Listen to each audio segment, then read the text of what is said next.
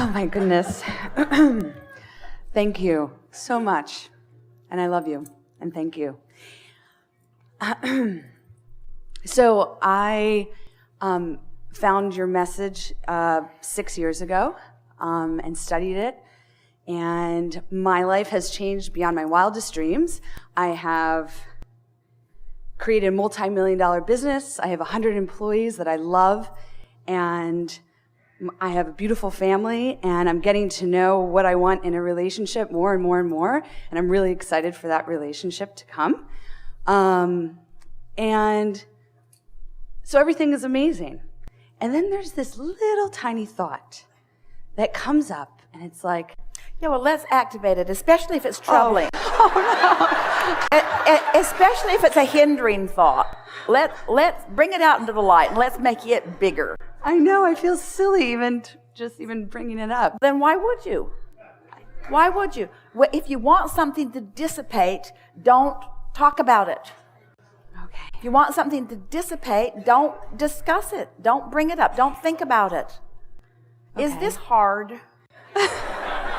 Conceptually, it is so easy. But why is it difficult? Because the thought has momentum, because you keep thinking about it. So, Abraham, the thought has momentum, so I can't stop thinking about it, but I got to stop thinking about it in order to stop the momentum. Abraham, I can't stop thinking about it because it has momentum, and the reason it has momentum is because I keep thinking about it. Is there a way out of this? And we say, think about other things, or think about that in more general terms. And we would do both. In other words, we think about everything else. We think about all the things that are going well. We just think about it. If your point of attraction is about what's vibrationally active in you, and you've got 10 subjects that you can think about that all feel good and one that doesn't, isn't it logical that if you just think about the 10 that feel good, that in time the one that doesn't would get crowded out? That's good. Just keep making lists of positive aspects. But.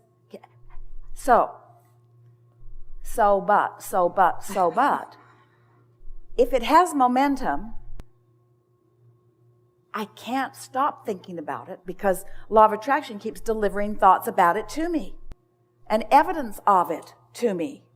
So how do I soften it? And we say by stepping back into a less wobbly place about it, which means less specific, more general. So tell us the most general version of it that you can, which means the emotional version of it. The most general version is that bad thought? Yes. But it is the emotional version. So in an emotional word or two, tell us about this subject from an emotional version. With emotional. So sometimes Wait, too many words already. Oh. Okay. An emotional, we just want you to break it down into one or maybe two emotional words that tell us about whatever this subject is. I get scared. Fear. All right, so that's really good. So fear is the indicator of the vibration that I've got going on. So are you afraid of everything? No. Are you afraid of most things? Some, not most. Is there very much really to be afraid of? Not too much. Do you stand in pretty much a stable place? Yes. Is there anything about this world? Do you have any other emotions other than fear? Yes. Do you have emotions such as love? Yes. Is there anyone that you love? Yes. Do you have emotions such as enthusiasm? Oh yeah. Oh yeah, you were telling us about that earlier. And so you're saying to us that you feel a lot of emotions. Would you say that more of the emotions that you feel good to you? Yes. So you have nothing to fear ever. You have nothing to fear ever. If all of that is true, and it is, then you've got a good vibrational balance going. We want to say to you that anyone and everyone could be reduced to fear because someone could get you fixated on something and cause you to focus long enough that you would lose your alignment. But it doesn't mean because that's valid. It only means that you have temporarily focused yourself out of alignment with the energy that gives you the other emotions that feel better. Doesn't that make perfect sense to you? In other words, oh, blessed fear. I love this feeling of fear because this feeling in my belly is my indication of whether I'm a master of the energy right now. Often I'm a master of the energy because I feel elation. I feel clarity. I feel vitality. I feel enthusiasm. And sometimes not such a master of the energy like now, but I am often a master of the energy. That's all it is. All that fear is an indication of what you're doing with the energy. It doesn't have any attachment to anything else.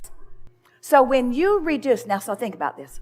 You're really going to like this. We've never said it before. It's the most brilliant thing that you've ever heard about this. It's going to bring so many things into clarity for so many of you.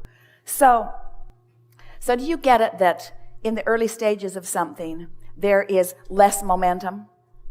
And is it logical to you, knowing what you know about law of attraction, that the more momentum there is, then the greater detail and the greater manifestation power?